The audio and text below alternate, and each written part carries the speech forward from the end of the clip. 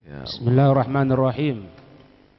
Wa an Adi bin Umair radhiyallahu anhu qala sami'tu Rasulullah sallallahu alaihi wasallam yaqul man ista'malnahu minkum ala amalin fakatamana mikhyatan fama fawqahu kana ghululan ya'ti bihi yaumal qiyamati faqama ilaihi rajulun aswadu minal ansar ka'anni anzuru ilaihi faqala ya Rasulullah iqbal anni amalaka qala wa malaka qala sami'tuka taqulu kadza wa kadza qala wa ana aqulu al'an wa ana aquluhu al'an man ista'malnahu ala amalin falyaji biqalilihi wa kathirihi fama utiya minhu akhadha wa ma nuhiya anhu intaha rawahu Muslim. Iya. Udah dibaca itu belum?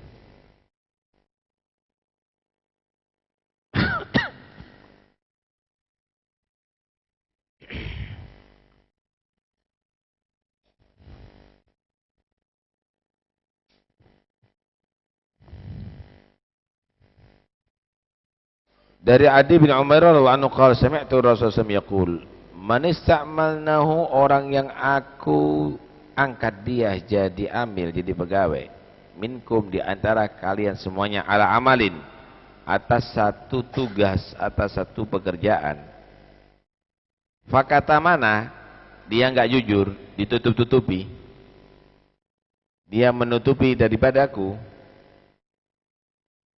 dia menutupi dariku mikhyaton, satu dari apa? Mikhyat jarum. Satu jarum aja. Fama fauqahu, atau selebihnya dari jarum. Ya. Sekecil itu kana gululan, berarti itu adalah satu korupsi. Gulul itu kalau bahasa sekarang mungkin dikatakan korupsi. Itu berarti bentuk korupsi.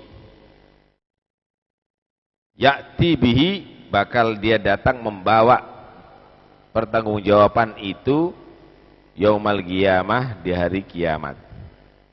Faqama ilaihi rajulun aswad, maka berdiri menghadap Rasulullah SAW seorang yang hitam, minal ansor, dari golongan ansor, sahabat ansor. Ka'anni anzuru ilaih, sepertinya aku pernah melihat dia. Faqala, maka dia berkata, ya Rasulullah, iqbal anni amalak. Maka dia berkatakan, ya Rasulullah, iqbal, ya, iqbal anni amalak, ya Rasulullah, terimalah dariku amal tugasmu. Artinya, aku copot ya Rasulullah, aku mengundurkan diri gitu. Jadi tugas sama Nabi, iqbal anni amalak ya Rasulullah, aku mengundurkan diri aja, terimalah dariku amalmu, tugasmu. Ini aku ditugaskan, aku mau mengundurkan diri. Qal wa malak, kenapa kamu, kata Nabi, kenapa, orang ini bagus kok cara kerjanya. Sami'tu katagul kata-kata, karena aku mendengar kamu mengatakan satu jarum aja dipertanggungjawabkan gak mampu, nanti aku khawatir ya Rasulullah. Apakah Nabi mencabut ucapannya? Nabi menyatakan, wa ana aguluhu al-an, dan aku menyatakan seperti juga sekarang. Man ista'malnahu ala amalin, siapa orang yang aku tugaskan atas satu pekerjaan, falyaji bi qalilihi wa katsirihi, maka dia harus datang mempertanggungjawabkan sedikit atau banyaknya. Faman utiya minhu akhadh wa man nuhiya anhu intaha, maka bara apa yang diperintahkan, maka hendaknya dia mengambil itu tugas, melaksanakannya. Fama utiya anhu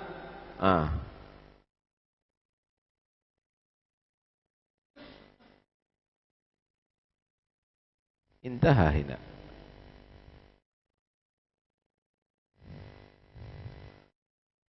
Fama utiya anhu akhadh,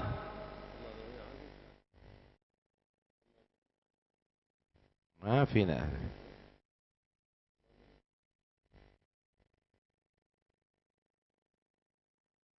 Ya, fama utiya minhu akhadh, maka apa yang ia diberi darinya maka ia mengambil. Ya, boleh dia mengambil. Wa ma nui anhu, artinya apa yang dilarang intaha, hendaknya dia tadi itu tidak mengambil. Wa ya'khudhu ma jaza akhdhuhu wa yatruku ma lam yajuz akhdhuhu. Jadi apa yang boleh diambil, diambil. Memang kalau memang itu halal bagi dia, boleh mengambil. Tapi yang dimaksud oleh Nabi itu yang boleh diambil, ya haknya dia, boleh diambil. Tapi kalau bukan haknya dia, nggak boleh sama sekali. Walaupun itu satu biji daripada jarum begitu. Artinya siapapun yang dia ditugaskan harus persis, nggak boleh melanggar sedikit apapun. Terbuka haknya dia, boleh ngambil. Bukan haknya, jangan diambil begitu. Fadhal Habib. Wassalatu wassalamu ala nuril mubin Sayyidina Muhammadin wa ala alihi wa sahbihi ajma'in. Amma ba'd.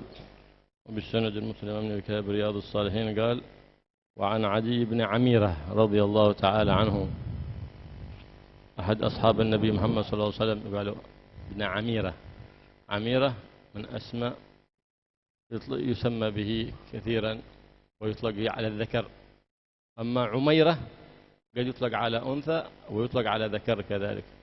فقال رضي الله تعالى، قال: سمعت رسول الله صلى الله عليه وآله وسلم يقول في التحذير من الغلول والزجر عنه، يقول: من استعملناه منكم على عمل، أي كان عاملا لنا على أي عمل كان، سواء كان على جمع الزكاة أو على تقسيم الغنائم وجمع الغنائم.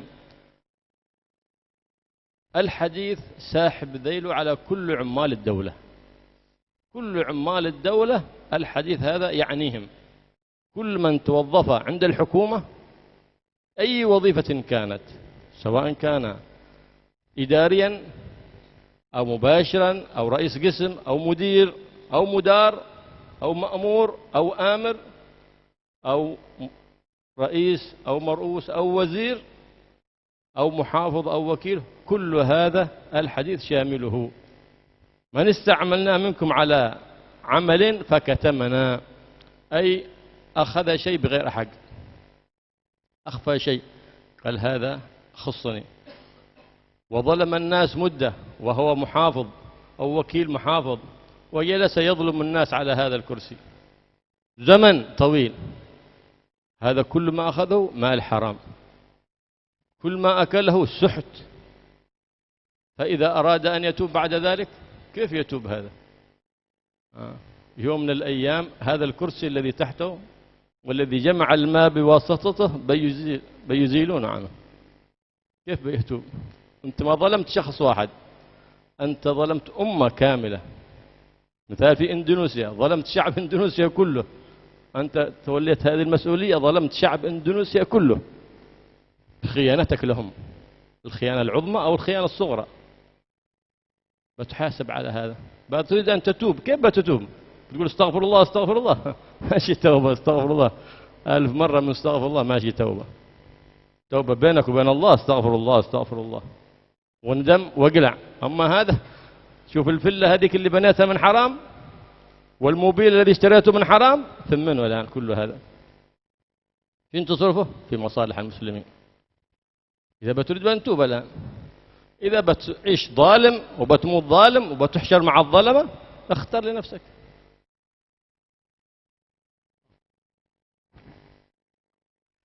Hadis ini menerangkan tentang risiko atau dosanya korupsi ya. Itu Nabi SAW menyatakan, siapa yang aku angkat jadi pegawai, semuanya ini ya, mau itu jadi gubernur atau jadi satpam, di kantor maupun di lapangan, siapapun kamu itu, jadi amir, jadi komandan atau jadi hansip, semuanya siapapun, maka tidak boleh dia menyembunyikan sesuatu pun. Dia tidak boleh mengkhianati sedikit pun. Terbuka semuanya. Jangan kamu melakukan itu. Tanggung jawab nanti di hadapan Allah Subhanahu wa taala. kursi jabatan kamu sebentar lagi akan berhenti itu semuanya, nggak akan bisa terus. Nah, kalau sudah berhenti mau apa kamu? Hah? Hati-hati, jangan tertipu dengan itu semuanya. Kemudian cara tobatnya bagaimana kalau sudah melakukan itu? Ya buat kembalikan kepada kaum muslimin. Mobil yang kamu beli, kamu harus berikan untuk kemaslahatan kaum muslimin.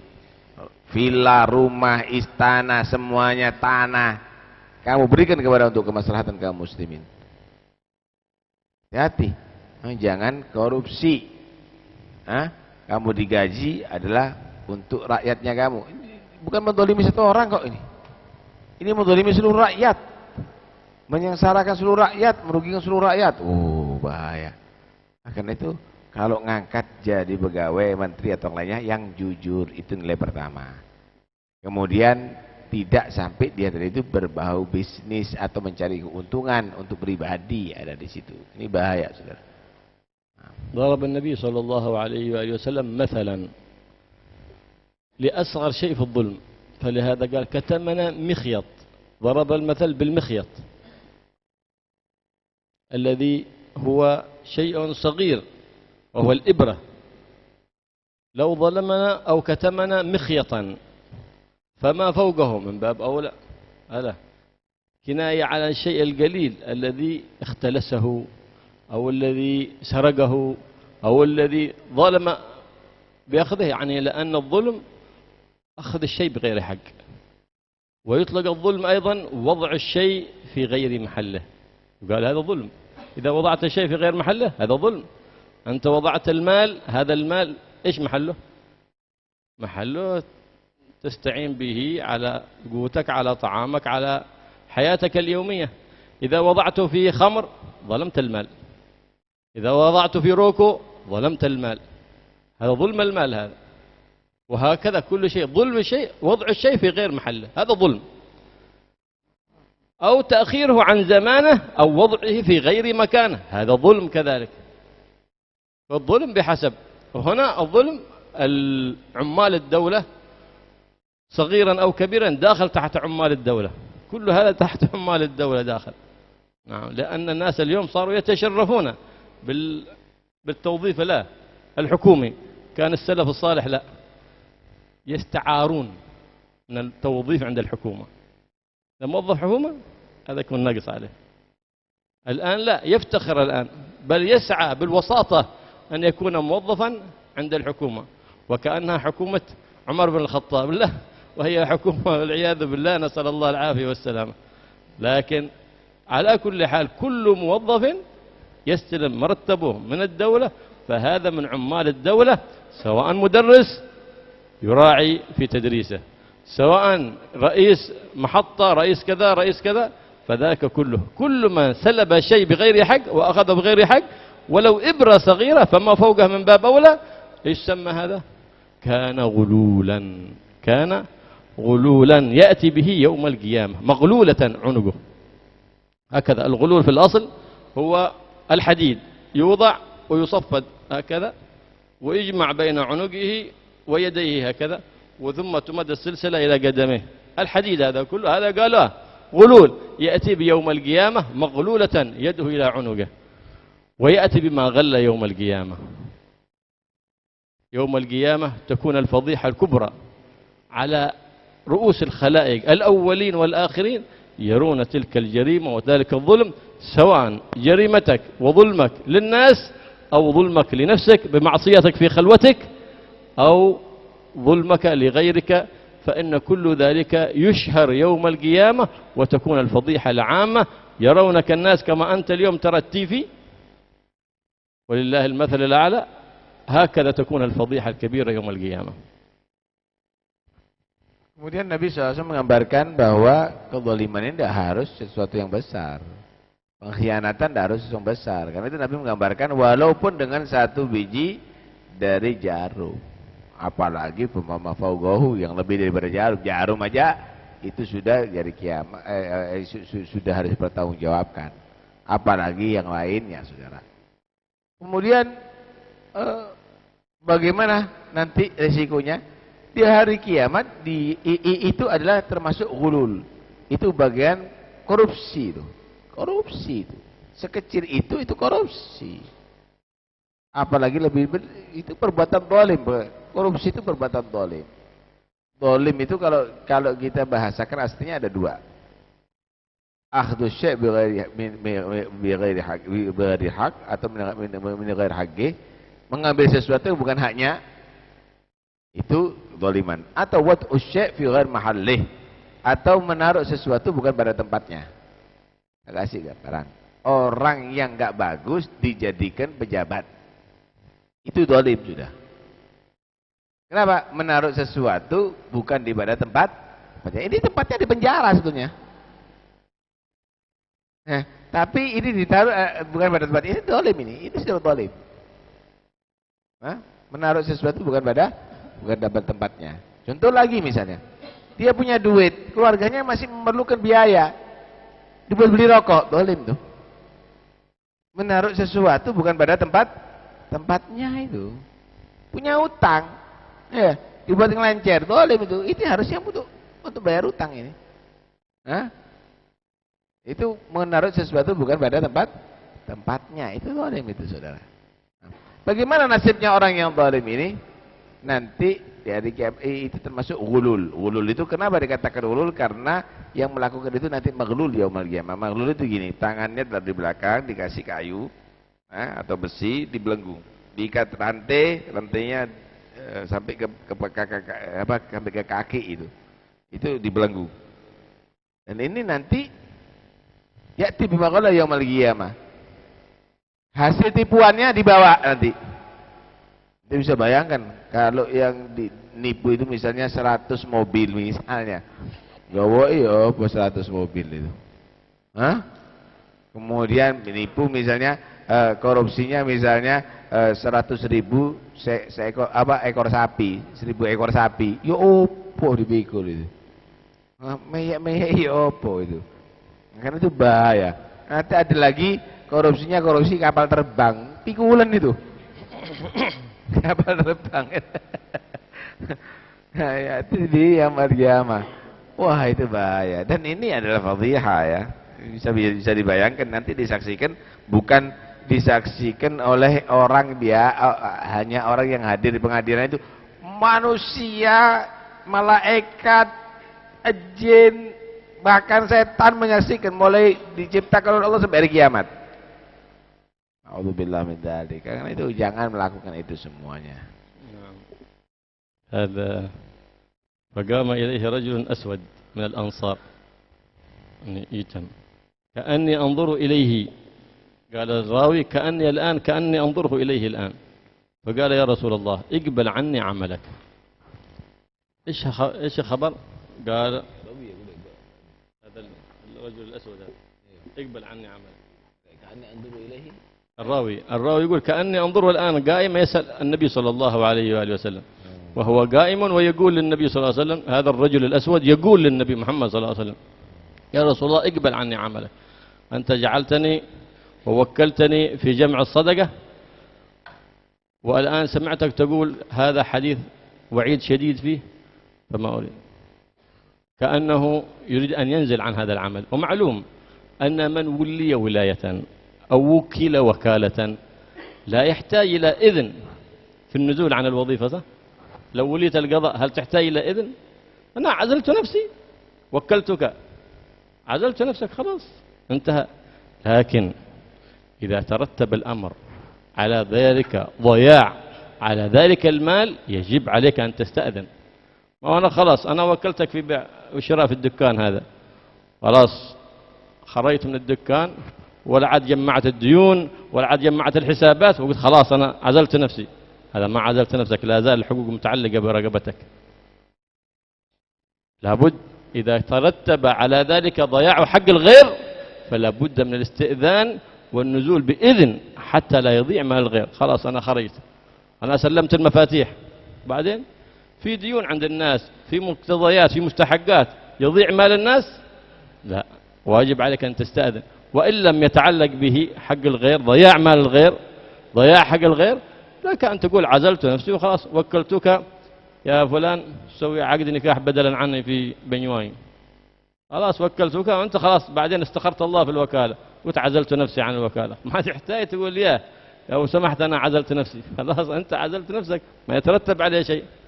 أما أنا وكلتك في بيع وشراء وأعطيتك هذا المال لتبيعه ثم تقول عزلت نفسي وتترك المال ضايع، قد تعلق به حق الغير فلا بد من استئذان. فلهذا لما تعلق به حق هنا جاء هذا الصحابي يستأذن النبي صلى الله عليه وسلم يقول اقبل عني عملك، خلاص أنا تنازلت عن هذا الوظيفة لما سمعت بها، أنا سمعتك تقول هكذا يا رسول الله. قال النبي محمد صلى الله عليه وسلم نعم ولا زلت أقول هذا الكلام، ما رجعت عن هذا الكلام ولا زلت أقول هذا الكلام، وأنا أقوله الآن من استعملنا منكم على عمل فليجئ بقليله وكثيره، لا يكتم شيء حتى ما أهدي إليك، كما تقدم في حديث ابن اللتبية حتى ما أهدي إليك. انتبه، لو قعدت في بيت أمك بيعطيك موبايل ولا حد بيعطيك موبيل، صح؟ ما حد ما يعطيك موبايل ولا موبيل لو قعدت في بيت أمك.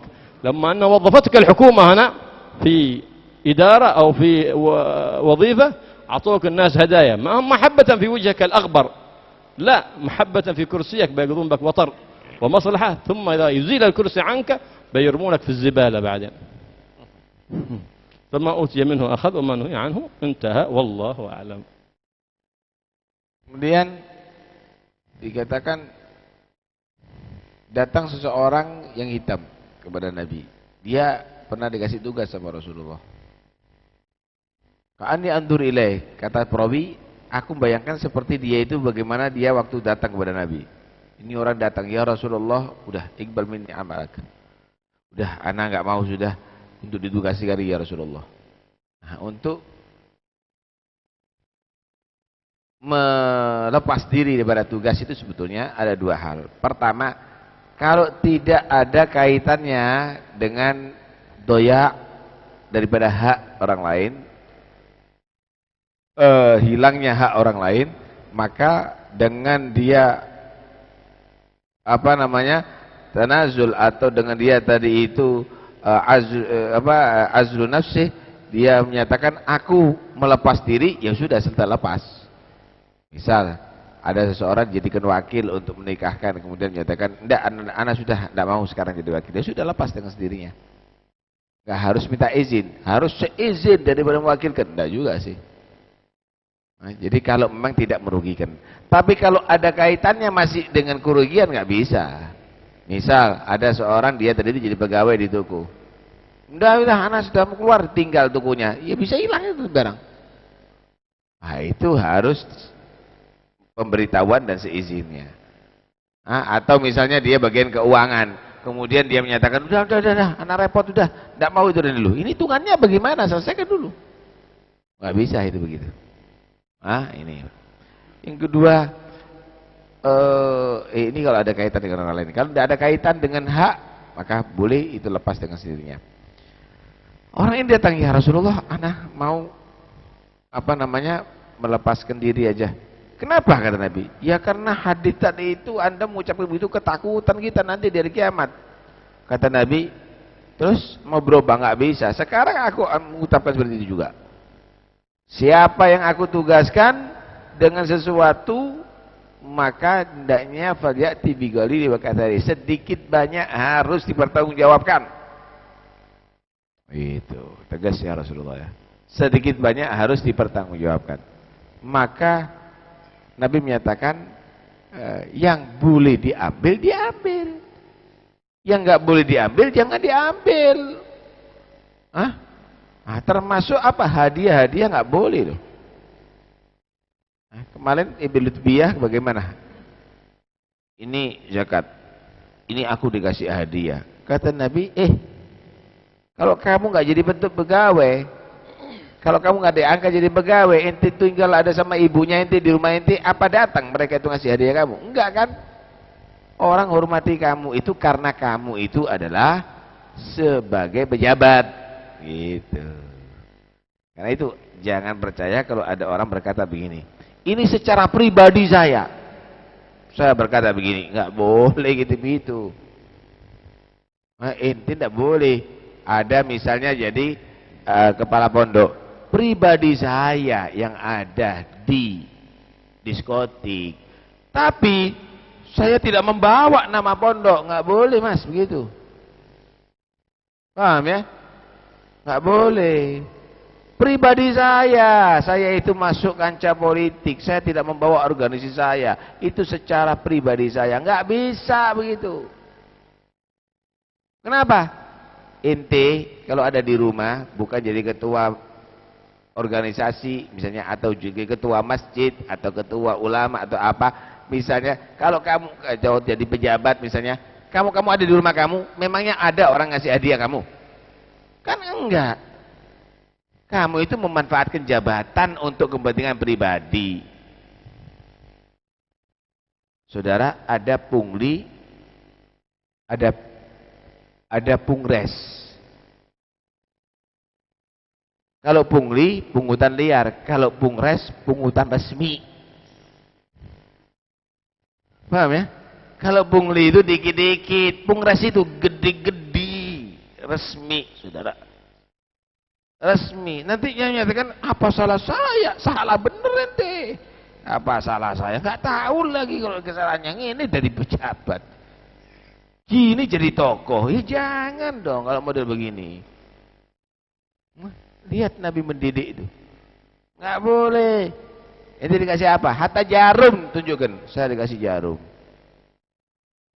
Kasih miliatan, puluhan miliar. Saya dikasih hadiah. Oh lo pokoknya kon hadiah miliatan itu mas. Siapa kamu dikasih miliatan itu? Ini mending kamu itu. Ya nggak boleh begitu itu. Karena itu, ini harus betul-betul diajarkan kepada umat, kepada masyarakat, bahwa hal yang demikian ini tidak boleh dilakukan. Termasuk, nih perhatikan, khususnya guru-guru, digaji per jam pelajaran. Digaji per jam pelajaran. Telat 10 menit ya. Telat 10 menit tapi dapat gaji 1 jam pelajaran haram. Hati lo ya. Itu termasuk bagian korupsi. Ini guru-guru ini harus tatar itu. Tekoi telat terus. 10 menit selesai tapi bayarnya berapa kali pelajaran? Ini ada 3 jam pelajaran, ada 18 kali pelajaran. Padahal tekoi 10 menit, haram ente. Enggak bener ini. Ini bahaya loh ya. Nah, karena itu jangan nanti ternyata ente ngajar fikih tapi masuk haram perutnya ente. Jangan ternyata kamu tadi itu ngajar ilmu agama tapi kamu pelanggar agama. Ini ustadz ini biasanya itu. Korupsi waktu itu.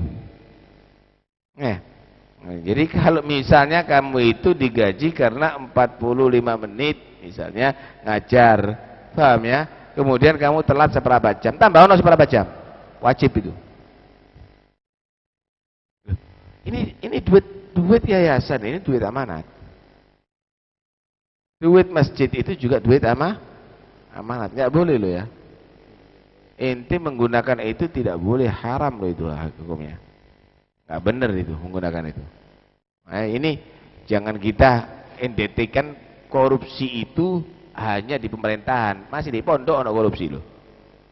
Walaupun di pondok itu juga ada korupsi.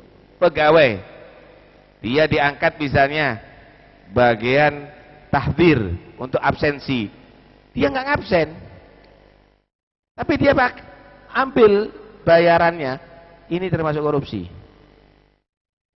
Ya'ti bihi yaumil qiyamah, ya'ti maghalla bihi yaumil qiyamah ini nanti. Hati-hati, dan itu perlu ditatar kepada pegawai-pegawai itu. Ya, perlu ditatar itu pegawai-pegawai itu. Hatta yang ada di pondok. Intabih. Awas, hati-hati itu semuanya. Mudah-mudahan insyaallah kita selamat semuanya. Hati kasih ya Allah.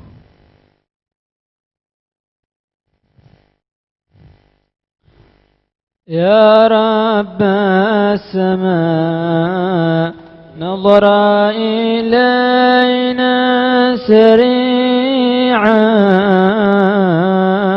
تبرد للظما ورحمة الله واسعة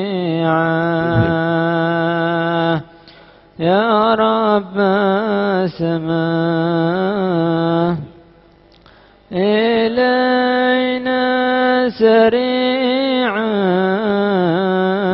تبرد للظما ورحمة الله واسعة ما باله وما بال العيون تذري الدموع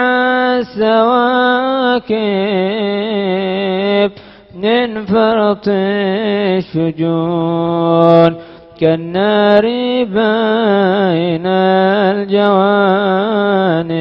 الجوانب يا رب السماء نظر إلينا سريعا تبرد للظما ورحمة الله شيعا لا عجم يهون من طالب وعد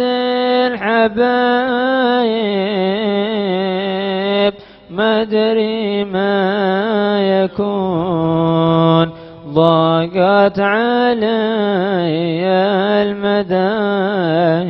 المذاهب يا رب السماء نظر إلينا سريعا تبرد للظما ورحمة الله واسعة مهب النسيم من حي الماء ولبنا في الليل البهيم إلا وبات المعنى يا رب السماء نظر إلينا سريعا تبرد للظما ورحمة الله واسعة الصب السقيم مبلبل البلمضنا سهران الجفون كثيب حيران ذائب يا رب السماء نظر إلينا سريعا تبرد للظما ورحمة الله واسعة يا شاد زرود لما تجافيت عني يا ورد الخدود ما كان ذا فيك ظني يا رب السماء نظر إلينا سريعا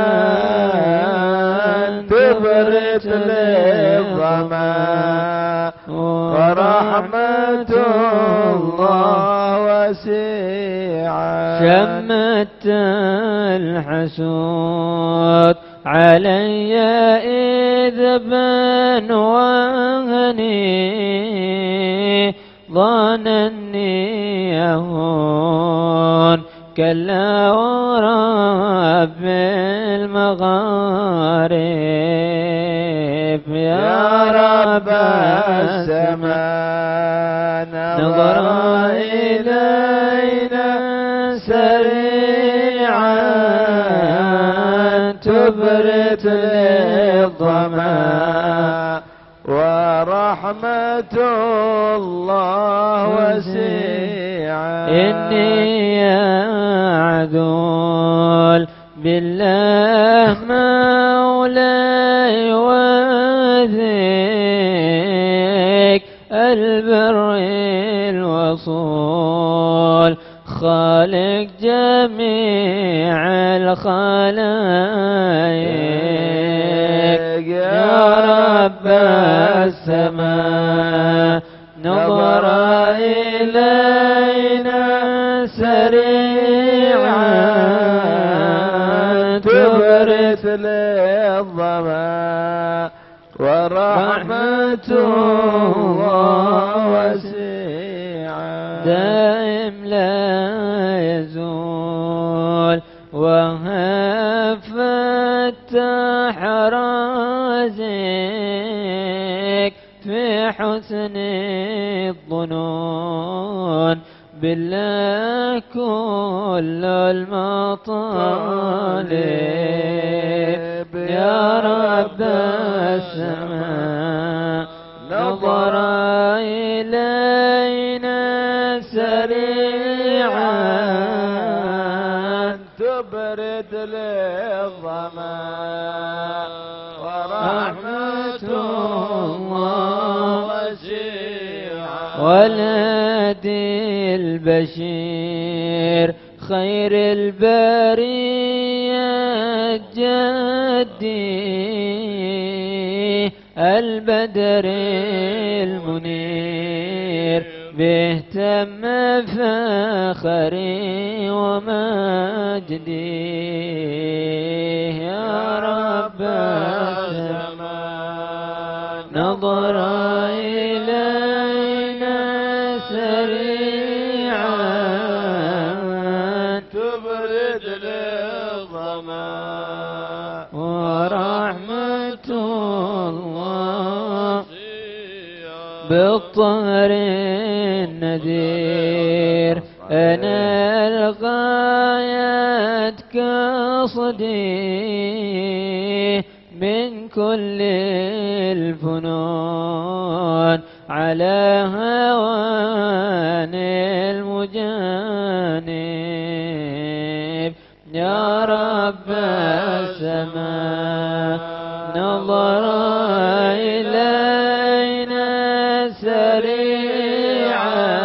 سريعا تبرد للظما ورحمة الله وسيعة اللهم صل أفضل على سيد مخلوقاتك محمد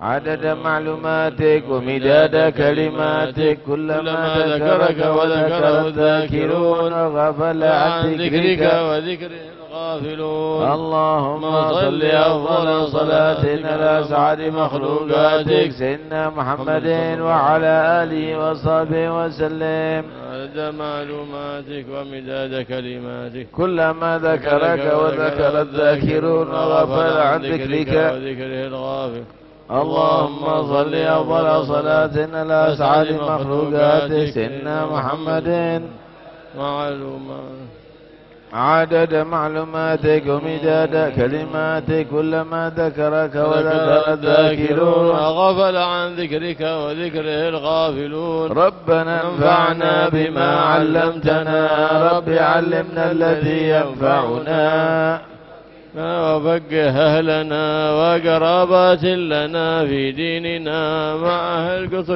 أنثى وذكر رب وفقنا ووفقهم لما ترتضي قولا وفعلا كرما وارزق الكل حلالا دائما وأخلا أتقياء علما نحظى بالخير ونكفى كل شر ربنا واصلح لنا كل الشؤون وأقر بالرضا منك العيون واقض عنا ربنا كل الديون قبل أن تأتينا رسل المنون واستر أنت أكرم من ستر وصلاة الله تغشى المصطفى من إلى الحق دعانا والوفاء بكتاب فيه للناس شفاء وعلى الآل الكرام الشرفاء وعلى الصحب المصابيح الغرر اللهم اهدنا بهداك واجعلنا ممن يسارع في رضاك ولا تولنا وليا سواك ولا تجعلنا ممن خالف أمرك وعصاك وحسبنا الله نعم الوكيل لا ولا حول حول ولا ولا قوة إلا بالله صلى الله عليه الحمد لله رب العالمين. الفاتحة إلى حضرة رسول الله مولانا محمد بن عبد الله صلى الله عليه وسلم وحبه وأخوانه من الأنبياء والمرسلين صلوات الله وسلامه عليه وعليهم أجمعين.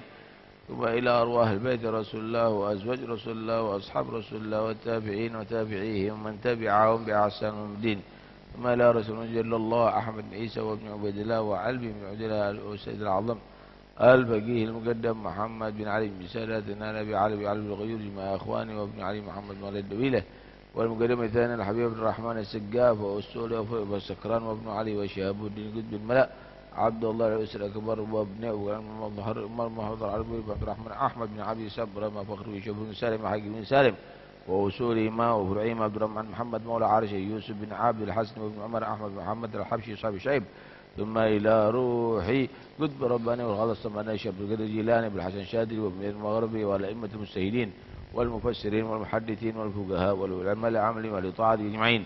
ثم إلى روح الحبيب أحمد بن زين بن سميد ومحمد بن عمر بن زين بن سميد أحمد بن عمر بن سميد. ثم الحسن بن صالح البحر عبد الله بن طاهر وأخي طاهر عبد الله بن عمر بن يحيى علي بن عبد الله سقاف عمر طه الصافي عمر بن سقاف أبو بكر بن عبد الله العطاس قطب المالي علي بن محمد بن حسن الحبشي عدروس بن عمر الحبشي. ثم إلى روح الحبيب أحمد بن حسن العطاس. ثم إلى روحي الحبيب محمد بن هادي السقاف أحمد بن عبد الرحمن عبد القادر بن أحمد السقاف. ثم إلى روح الحبيب شيخ خالد بن علي السقاف. ثم إلى روح الحبيب عبد الله بن عمر الشاذلي وجميع أولاده خصوصا الحبيب حسن والحبيب سالم بن عبد الله الشاذلي. ثم إلى كافة الأولياء والصالحين أينما كانوا وحلت أرواحهم من مشارق الأرض ومغربها خصوصا أولياء التسعة وأولياء الصلاح البلدة الهادي بن صالح وشيخ مسلم وعربي بن سقاف جميع إخواني محمد عبد الرحمن عبد القادر الحسين الشيخ وعبد الله ابناء سقاف وأسود وإبراهيم. ثم إلى روح صاحب الحظ المقام الحبيب جعفر بن شيخ جميع أولاده وبنات حسين وشيخ وأحمد وعبد الله وطلحة وفاطمة ومريم والوالدة رقية بنت جعفر من شيخ السقاف.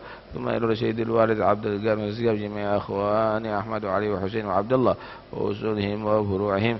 ثم إلى أرواح المتقدمين وحاضرين في هذا المكان سابقا ولاحقا من شرف الكرامة وشرف التوحيد وشرف البنية وشرف البنية ووالدينا ووالدكم ووالدنا ووالدكم وأموات المسلمين أجمعين. ثم المصنف كتب الإمام النووي الإمام السيوطي زين الدين المالباري أن الله ينفعنا ببركاتهم وأوصالهم وأنوارهم ويجعلوا لنا حجة لنا لا حجة علينا وشهد لنا لا شهد علينا ورزقنا عمل ما علمنا والإخلاص فيما عملنا.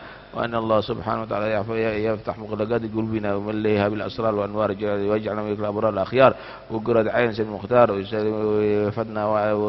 ويحفظنا وإياكم من كيد الفجار وشر الأشرار. وأن الله سبحانه وتعالى هدي أولادنا جعلنا وإياهم موفقين هادي المهتدين غير الضالين ولا مضلين يفتح علينا وعليهم وعلى طلاب العلم فتوح على العارفين فقنا وإياهم في الدين ويعلمنا ويتويل ويهدينا وإياهم سواء السبيل ويجعل سيدنا محمد خير هاد لنا ولهم ودليل.